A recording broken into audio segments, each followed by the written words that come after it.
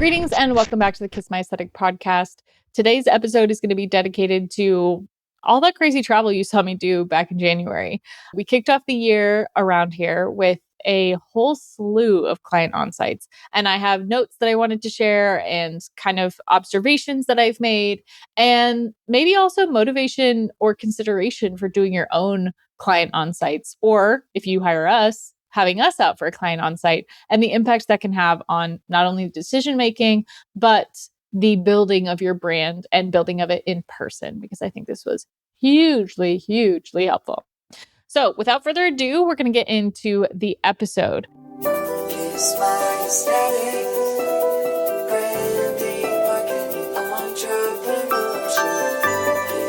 If you've been following me on social media for a long time, you know that I was in person for 5 clients in January, which is crazy. That's like a lot of client time. But it kicked off because of a few things. First and foremost, our client, Dental Hygiene Nation, we know them, we love them. We have many episodes about them on the podcast. Caitlin is also the business partner in Dental Hygiene Seminars. So we did the rebranding for Dental Hygiene Nation. We did the rebranding for Dental Hygiene Seminars, including all of their conference materials. And basically, Dental Hygiene Seminars is the study weekend for the National Hygiene Board Review exam.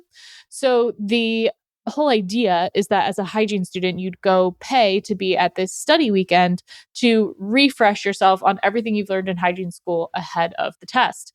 The way that business is functioned is that it's like a 5 or 6 city tour that kicks off at the beginning of the year. And because Caitlin couldn't be there, she sent me to be the kind of social media delegate and help create the content to help promote the event for the following year. So that kicked off quite literally January 1st, 2026. I flew to Dallas, Texas as the first location weekend, and the dental hygiene seminar kicked off there in Dallas. Actually, it kicked off before that in Orlando. So Dallas was the second weekend.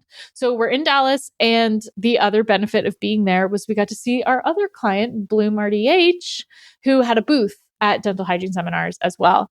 And what I kind of noticed from dental hygiene seminars were a few things. And there's a few things I wanted to call out just as not only being like a first time observer, but also as being like somebody who has knows the potential of these brands and knows where they could go. So the first thing is kind of social media content creation at Insight on in-person events. I got a lot of firsthand experience doing this when we worked with San Diego Open, the tennis tournament for 3 years, and was creating all of the reels, stories, posts, social media engagement, interviews, everything like that on the social channels, particularly TikTok and Instagram, while that event was going on. So that was like a great first person experience. But I've also gotten a ton of experience doing on-site social media with my sister's company, Sistered States, Destination Wedding Planning. So with that, I kind of had this skill set that I wanted to use and was able to use on behalf of dental hygiene seminars. So the first thing that I really noticed about being there in person was the contrast between who was running the event and who was attending the event. So the event is catered towards people in their young 20s. So it's really for the person that's just fresh out of dental hygiene school. Granted, some people go back for a second career to get into hygiene school, but really this event was geared towards that demographic. And what we're noticing about the younger demographics is that they don't post and tag the way that millennials do. And I'm a proud millennial, but already you see such a contrast between consumer behavior and creator behavior. So what we realized is that even if they weren't tagging and posting and sharing, they were watching everything. So they're watching the stories, they're watching the reels, they're watching the stuff that's coming through on Instagram, and then they're really posting TikToks. So that was the first kind of general observation, Gen Z, that we figured out is oh, we are still catering towards maybe a more millennial demographic here when we need to be catering towards a Gen Z demographic. There's also a very clear division in what I'm calling old guard versus new guard in this industry. And I think a lot of industries are this way, in that you get the brands that are institution brands, education brands, technical brands, tool-based manufactured brands that haven't yet caught on to the idea of like a branding in a modern sense. So scalable systems, robust color palettes, brand aesthetics, consistency in the brand aesthetics. And we noticed that really clearly in the vendor marketplace. There was such a visual distinction between the brands that you could tell invested in their branding and the brands that did not. Now, when you think about these young students and they're kind of perusing through the vendor marketplace, the booth design is incredibly important. And we saw that immediately in the way that students would flock to Bloom RDH and to some of the other brands that were there that had obviously a theme, an aesthetic, a vibe, to Dental Hygiene Nation, where there were all these t-shirts for sale and merch and swag and things that people could take with them versus the ones that were a bit more stale, a bit more medical, a bit more corporate. There just was like a very clear visual difference going on there. The next is that the QR code of everything. For us, like we noticed that there was way more success with brands sharing QR codes because people know how to use them since COVID. And it becomes very easy to get people to opt into an email list, to follow on social, to do whatever you're asking them to do by having that big, clear QR code. Another kind of observation back to the swag idea, pins, stickers, Octobuddies, bags, samples. People want themes. They want something that they can say that they got from this thing that they invested in, right? So finding ways to keep people engaged by trading them, hey, if you subscribe to this email newsletter or you join the wait list for XYZ, you can have yada yada. Very, very effective. From a social media content standpoint, my primary job in all of this was to create as much FOMO as possible. So the event kicks off with a welcome party. So creating compilations of what was there, who the vendors were, people having fun, people talking to each other, and having it be upbeat and exciting was really important. But for the seminar days, what we noticed is that there's only so many clips you can get of people sitting in a conference room before the whole thing feels really freaking boring. So my goal each day that I was there was, okay, how can I capture and establish the fact that this is going on? But what are the pieces of content that I won't be able to capture once I leave? Because the difference between people sitting in a conference room on Friday versus Saturday versus Sunday, it's gonna look pretty the same versus what are the pieces of content that I'm not going to get a chance to take over. So what I did with the mini mic was actually run through and interview the students. And this was hugely, hugely, hugely helpful. And I made a video about this on my Instagram and on my TikTok, which is like the questions I wish every brand would ask their audience in person. And it's, where are you from? What's your name? How did you find out about us? What's something that you wish you could have told yourself before you got here? Like, how are you feeling? Because this points to the pain point. And then say something about what are your favorite subjects? What are your least favorite subjects? What's been your highlight? Who's been your favorite presenter? Who's your favorite vendor from the vendor space? Because all of those little snippets can be stitched together to really sell the idea of coming to the thing, right? And then I would ask them, what's a piece of advice you'd give to somebody who's on the fence about coming? Or why did you choose in-person over virtual? Because these answers are going to be what helps drive the sales the next time around that they're promoting the seminar, right? Is if you hear people say, oh, my advice would be like, you should absolutely do it. Coming in person is 100% worth it. That's gold. Getting someone saying that and saying their name and the school that they went to and where they're from and how they were feeling beforehand and how they hope to feel afterwards, saying that this was 100% worth it, is so much more compelling than a written testimonial. So having those hot mic interviews was hugely helpful. And it's something that I could do on those brief little breaks in between sessions, on the lunch break, in the afternoon session, during the kind of like mix and mingle network time. And another way to kind of incentivize those interviews is I had my own sticker sheets made.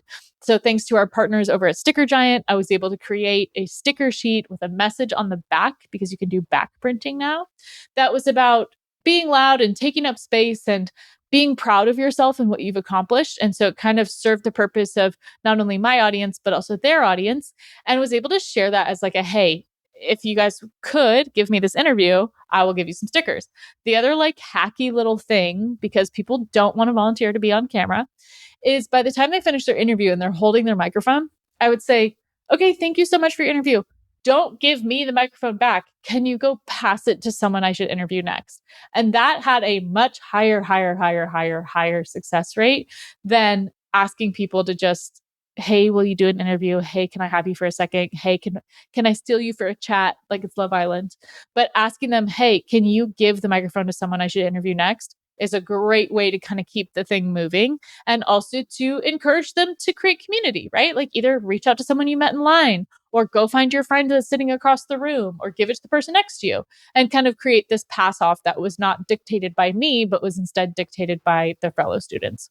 So again, in-person content, mini mic, hot mic interviews, asking those kind of pain point centric questions is something that I wish every brand would freaking do. Because every time you have an event, how did you hear about us? What's your name? Where are you from? How are you feeling before? What are you hoping to feel after? What would you say to someone who's on the fence? Those are great emotional intelligence questions to ask. The next is that really starting to study what people were doing to show their pride of being there. And I think Dental Hygiene Nation does this particularly well. What we realized or what we came up with as suggestions were the idea of like bringing back exclusivity to the brand by creating things that you could only get in person. So because they have this like 6-week stint where they are in person with their ideal client demo, and some of these places were getting like 1,000 students, like hundreds and hundreds and hundreds of students, how can we then create archive styles or a preview of the next theme or merch specific to that location that could be if you know, limited release, this group only kind of thing. So that was kind of my big suggestion on the Dental Hygiene Nation front. I think it's really fun to work with a brand that is so passionate about a specific demographic, a specific group, and is able to deliver, interesting, relevant, fun, engaging pieces of merch. But I'm also of the camp of like, let's not just make more stuff just to make more stuff. Let's like make stuff with intention and let's build up some demand so that we're being really ethical and resourceful with the stuff that we do make so that it doesn't just end up as junk in the back of somebody's drawer, but things that they can actually use in their daily life. So a lot of that has come through with how we've worked with Dental Hygiene Nation over the years and how we continue to kind of iterate and evolve on our partnership with them. So I would definitely recommend go listen to those episodes with Caitlin. Those were super informative. And I think there's a lot in there that I'm really proud of how we've been able to help Dental Hygiene Nation kind of evolve as a business. Next, I would be remiss to not bring up how much I love seeing Bloom RDH absolutely crush it. Another great episode to go back and binge. This is with Kim Augustus. She created the brand Bloom RDH to help new grads transition from dental hygiene school to their first professional job opportunity. With that, there comes all kinds of stuff, all kinds of hard stuff about having hard conversations, being an advocate for yourself, sticking up for what you need, having those salary questions and workers' rights conversations with the dentist that you're working with, and making sure that those students feel supported because as I was learning, there's a big contrast between being a student in school and being a practicing registered dental hygienist. What we did with Kim was really impactful. The night and day, my God, of her booth design is crazy, the difference. And it was so fun to see students really flock to the branding and flock to the look and the feel of it just right off the bat, because you talk to Kim and she's like bubbly and wonderful. And now she's got this great branding to match. But what she's also been doing, which I think is so smart, that I think I could see a lot of people adopting this as a business model, is she's partnered with Cloud Dentistry. And Cloud Dentistry is one of the recruiting platforms that also has student education. And she's created a recurring lecture series with them, totally virtual, where she creates all of the content and they help to co-host it through their network.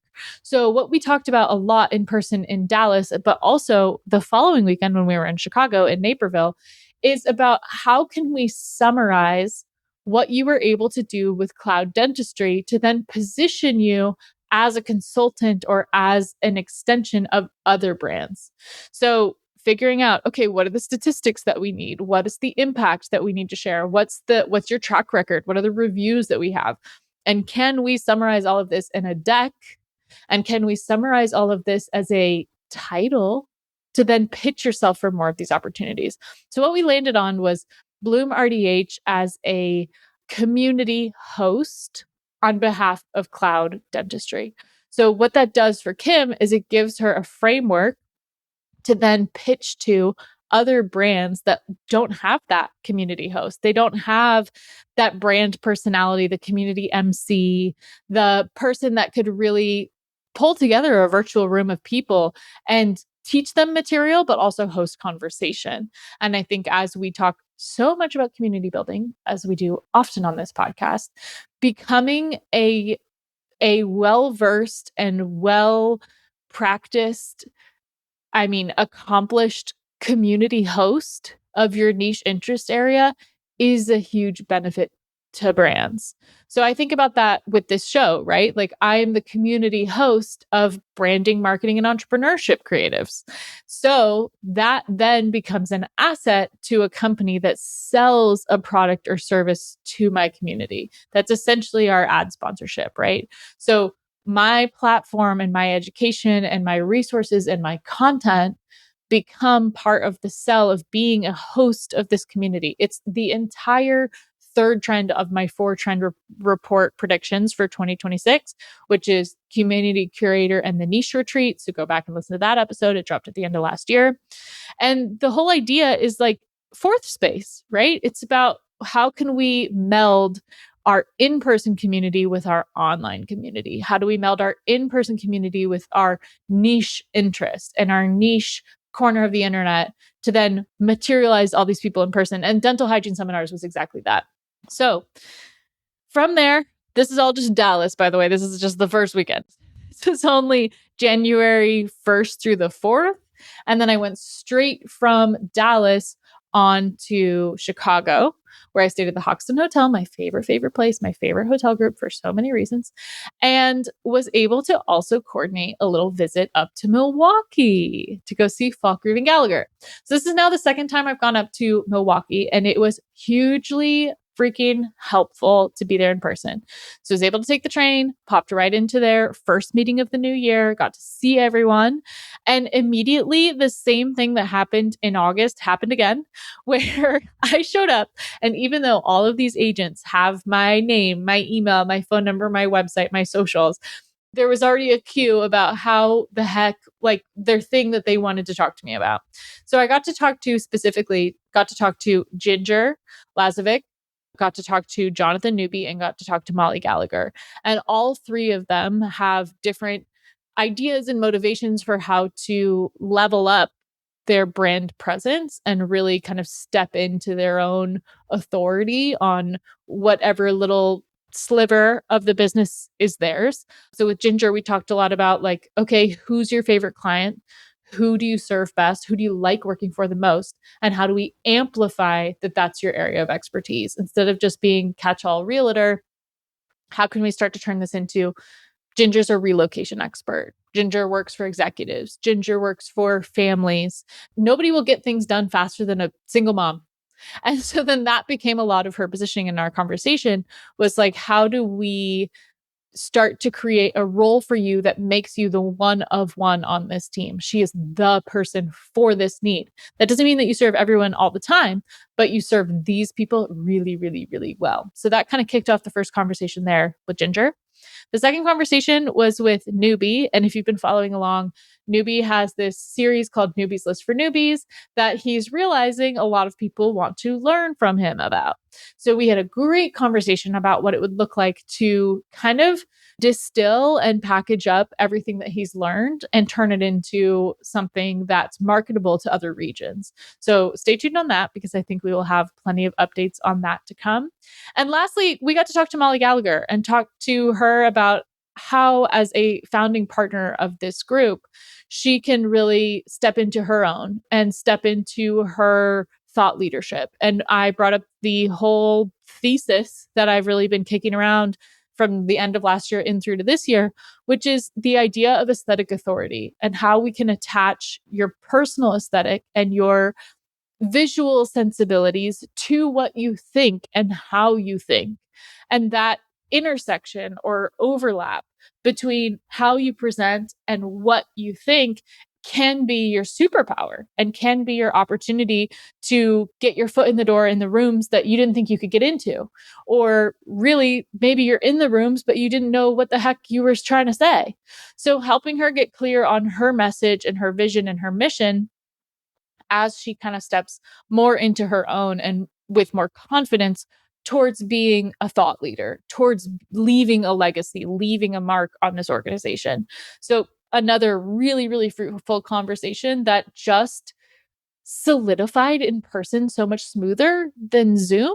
There's something about like being in person with people and catching their interactions and catching their intonation and their tone and their body language and being receptive to all of that information that you just don't get when you're looking into a screen. And I think this is like, again, like it's a lesson that I have to keep learning and learning and relearning because I've built this entire business virtually. I've built my entire business from being online. So the switch up to being in person and the value that I'm seeing that it brings not only to my clients, but to myself, to be thinking smarter and being more resourceful and being more quick with how we can make impact and affect change and like encourage these brands to blossom is really, again, something that I keep coming back to and that I want everyone listening to really think about how they can do that even more.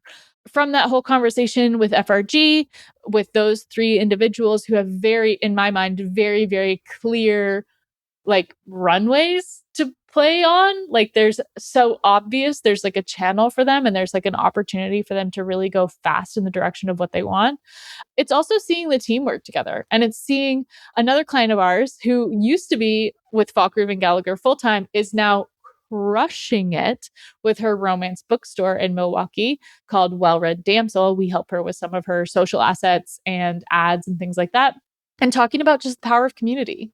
And Natasha really is on the forefront of what it means to host people in person. Her events sell out. She collected I think she ended up selling over 600 or something like this tickets to a local hockey game with all women that came from her bookstore, of course, on the craze of like heated rivalry. But we had such a good conversation about like how to mobilize people and how to pull people of similar interests together. Again, the theme of fourth space, the theme of the niche interest, niche creator and niche curator, and what that looks like to just be someone who's a community host. So really like this whole episode could just be the theme community host because I left Milwaukee and came back to Chicago and got to spend the whole day with Allie Pierce, Gallivant Society. And to me, talk about community host because this woman knows how to freaking host. And we got to talk so much about the user experience of being part of Gallivant Society. And one of the more exciting things that we did in the last year was really, really nail down her client touchpoint map. How does somebody go from being a stranger to being a super fan of your brand? And what is the nomenclature? What is the structure for labeling all of that out? Like, how do we categorize them along the way so that we know where people are in that customer journey? So in person, we were able to not only talk through that again, but to make some really quick decisions. And I think this is something that I can't stress enough, how helpful it is to be in person with someone and say, do you want this or this? Can we decide this or that? Are we going to do this or that? Is this a yes or a no? And just go down the line and sort through all of her pending open tasks that, like might fall to the bottom of a to-do list or might not be making time for it otherwise. So the benefit of being with each other all day in person was not only getting so much like productively accomplished, but it's also like all those little moments in between. It's having breakfast together, it's going to dinner, it's talking things out over drinks, it's brainstorming, it's being able to just kick around ideas. And for me, it was like a chance for me to let my brain lock in to one client at a time. So when I was at DHS, I was doing DHS, I was helping DHN, I was doing DHN, Bloom RDH, I was helping Bloom RDH. And then with FRG and with with Gallagher Society, it was like, okay, if I could remove all my other distractions and privilege, let's call it what it is. I've built a team that was able to like literally pick up while I was out for like 11 straight days and keep all of our existing client projects rolling. Granted, all the clients that I did see are existing clients and continuing clients, but they were able to make sure that like they held down the fort while I was in person with all of these other clients. But the value of showing up and being in person and talking through things in person and brainstorming in person is unmatched. Unmatched. And I think my brain just felt like it was on fire for like 11 days. I will say 11 days is a bit long, but it gave me a really great opportunity to get sticky in it, to like get into how do we take this to the next level? How do we put my creative brain from this like objective-ish third party POV of like, have you thought about this? Is there a reason why you didn't do that? And push the client in a way that like, this could never be accomplished in a 2-hour Zoom. This could not be accomplished over Google Meet. This is not going to be happening over Basecamp messages, but just like being in person and like talking through their problems. Hugely, hugely helpful and hugely motivating and makes me want to do it and keep doing it, which is probably what we're going to do. So this is one of the services that we now offer in 2026. So in my episode, How to Work With Us in 2026, I talked about client onsites. And I talked about, again, not only the benefit of having us there in person to like productively knock out things, but to brainstorm towards the future as being something that we're going to be embedding in our business model really going forward, especially if somebody has like a brick and mortar or has a community component to their brand. Real estate groups, stores, restaurants, coffee shops, bars, etc. Like I got to be in person. I got to get a sense for the vibes and what we're doing here to really serve you best and like let my brain like steep in the vibes of the place. I know that sounds maybe quite weird, but it's something that I've taken for granted. Like it's something that I just not for like obvious neglect, but for more of I didn't know how impactful or useful it could be to be in person with the client in their place of business. So if anything, I hope this episode serves as just a reminder or an idea or a get your wheels turning about how much business can actually be done offline. I know that sounds counterintuitive to a lot of what we talk about here, but also not. Like we've been recording episodes about like how to market without social media, how to provide value for people, and also just being in community with people is something that we all really need right now. So with that, thank you so much for listening. This is a nice little time capsule episode of what we accomplished in January 2026. And I'm looking forward to recording another one soon and definitely see future client site visits on the horizon. If you're someone who's looking to work with us because you're like, I want your brain all day, like, can you come to me and just give me your brain for a day? Absolutely, we can. Please fill out our contact form, mkwcreative.co/contact. And then also on our Instagram and on our TikTok, we have a pinned carousel that explains our rates and what we do and what we charge and what's involved and all of those things. So yeah, if this is something that you're like, heck yeah, I need this, please don't hesitate to reach out. And we'll keep you updated. Also, make sure you check out those show notes because the interviews with past clients like FRG and Dental Hygiene Nation and Bloom RDH and Gallagher Society will all be linked for you. So definitely go back and listen to those. They are fabulous businesses and they are fascinating to follow along. And, you know, their success is our success. So a rising tide lifts all boats here. Yeah. Thanks so much. If you love the episode, don't forget to send it to a friend, leave a comment, share it, save it for a rainy day, come back to it, and we'll talk to you soon. Thanks for listening. Bye.